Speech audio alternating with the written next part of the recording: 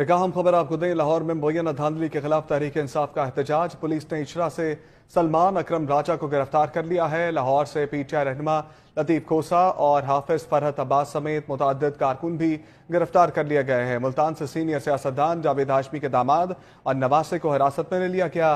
PTI के ticket holder Zahid बहार हाशमी और कासिम हाशमी को उनके घर के बाहर से गिरफ्तार किया गया है। पीटीआई टिकट होल्डर जाहिद बहार हाशमी, कासिम हाशमी भी घर के बाहर से गिरफ्तार हो गए हैं। लाहौर में मुबैना धांधली के खिलाफ एहतजाज है और पुलिस ने इचरा से सलमान अकरम राजा को गिरफ्तार कर लिया है। लाहौर से पीटीआई रहनुमा लतीफ खोसा और हाफिज फरहत अब्बास समेत मुतअद्दिद कारकुनान भी गिरफ्तार कर लिए गए हैं।